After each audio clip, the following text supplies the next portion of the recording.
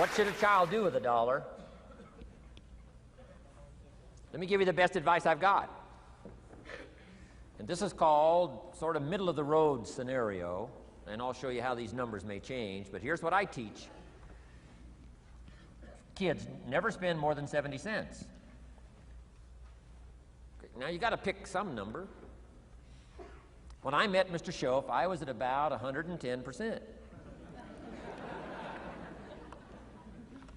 But remember this, if your outgo exceeds your income, your upkeep becomes your downfall. Good little scenario. So here's the number that I found works best in developing a good financial plan. Never spend more than 70 cents out of every dollar from now on. Now kids ask me what? What do you do with the other 30 cents? Here's my best advice. 10 cents, charity. 10% charity. Supporting worthy projects, helping people who cannot help themselves. Some churches teach tithe, peace, portion. Turning back part of what you take out. Excellent, excellent philosophy. That's what that 10% is. And nothing teaches children responsibility and character better than generosity. No school, no class, no teacher can teach character better than the simple act of generosity. 10 cents out of every dollar. Now you can pick your own number. I'm just giving you my best scenario. Now the time to start this is when the amounts are small. Easy to give a dime out of a dollar. I'm telling you, kids will give you 10 cents out of every dollar if it's part of their philosophy, if you sell them on it. And that's the time to start, when it's easy, 10 cents out of a dollar. A little harder to give 100,000 out of a million. Someone says, oh, if I had $1 million, I'd give 100,000. I'm not that sure. We better start you early when the amounts are small, so it'll all be set in when the big amounts start to come, okay? So 10 cents for charity. The next 10 cents I call active capital. Capital meaning try to make a profit yourself. We live in a capitalistic society, right? Everybody now wants to join capitalism. That's why the walls are coming down. Capital belongs in the hands of the people. That's where the genius is. So the genius is to try to show a profit. Buy and sell. Render service. Show a profit. Now here's what I teach kids. Profits are better than wages. Wages are okay, but wages help you make a living. Profits help you make a fortune. The key is to just understand philosophically a little simple economic scenario. And there's all kinds of ways to make a profit. I'm working on a new book. Here's what it's called. I think it's going to be called, Of Course Kids Should Pay Taxes. It's going to be an interesting book. In California, where I live, kids do pay taxes. If an 8-year-old walks into 7-Eleven, buys something that costs $1, the proprietor makes him cough up 7 more pennies. 8-year-old says, what's these 7 pennies? Proprietor says, that's taxes. Kid says, well, I'm only 8. Proprietor says, congratulations, you're my youngest taxpayer. So in California, kids do pay taxes. Now the question is, should they? Now the title of my book is, Of Course Kids Should Pay Taxes. You got it.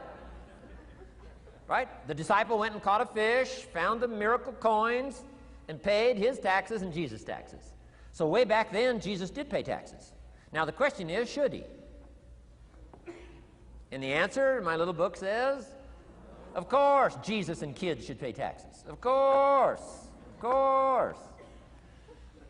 If an 8-year-old wants to ride his bicycle on the sidewalk instead of in the mud, you have to pay taxes. Things cost money. Got to pay taxes. Aircraft carriers keep tyranny over there instead of over here. Aircraft carriers cost money. It's expensive to run this whole show. You can't use used missiles. I mean, you know, it's expensive to run the whole deal. Of course, everybody has to pay. Now, active capital means try your best to show a profit. Now, there's many ways to show a profit, not just money. Touch something, leave it better than you found it, that's a profit. Some profits are intangible, some profits are tangible. Long before Earth Day, for all sophisticated people, it was very proper when you left your hotel room to turn out the lights. All educated people. Why? Leave a profit. It's so easy to flip the switch and leave a profit. Some says, well, the hotel gets the profit. What do you care? All you need to become is a person who leaves a profit. Wow. I talked to a man who runs a whole string of apartments. He said, guess what? Most people, when they rent an apartment, leave it, what? Trashed, worse than they found it. What kind of a reputation would that be? Whatever you touch turns to trash. Whatever you touch gets dirty. Nothing you touch gets better. See, that's a poor philosophy. No wonder it leads to poverty, small lives. As one writer said, living lives of quiet desperation. This is where it all begins. Failure to leave a profit when you can, turn out the lights, doesn't matter what it is. Become profit-minded. Profits are better than wages because profit has the potential to make a fortune. Wages has the potential to make a living.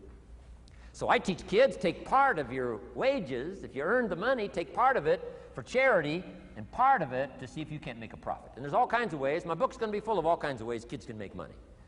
I teach kids how to have 2 bicycles, one to ride and one to rent. I mean, you know, it doesn't take long to get into business. You don't have to be a genius. Halfway bright, you can start showing a profit. Now, here's the next 10 cents called passive capital. Meaning, let somebody else use the capital, you provide it, you're passive, they're active. And let them pay you interest. Profits and interest. Unique way to make a fortune. In fact, there's a Bible philosophy. I teach teenagers this Bible philosophy. Here's what it teaches. The borrower is servant to the lender. Wow. So where is the power position? Not a spender, a lender. And if I've taught teenagers well, if you ask them, among some of the things you want to be, you know, when you grow up, you know, as years pile on, what would you like to be? I'm telling you, among some of the things that they would like to be, if they've sat in on my classes or gotten some of my material, they will say, I want to be one of them lenders. Powerful position. Let somebody else use your capital. Some projects require more capital than any one person has. So we've got capital pools, whether you put it in a financial institution or whatever, right? Earn an interest, earn a profit, right? Buy a car and sell it for more than you paid for it. Why? Because you leave it better than you found it.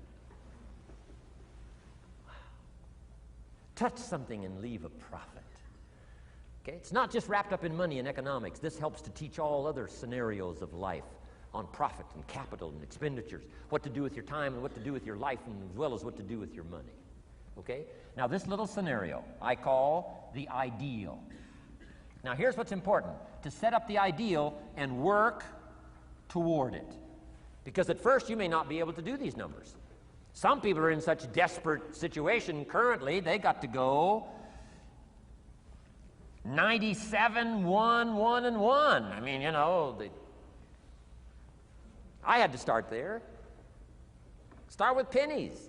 And remember, it's not the amount that counts. Mr. Shoaff gave me the clear situation. Here it is. It's not the amount that counts, it's the plan that counts.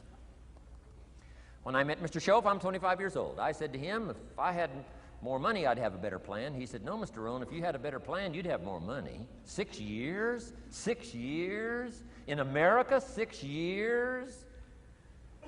Come on, it's not the money, it's not the amount, it's the plan that counts. So set up an ideal plan like this. Now you can rearrange this and modify it to suit yourself. I'm just giving you here as an example. So set up the ideal and then start making progress toward it. Okay.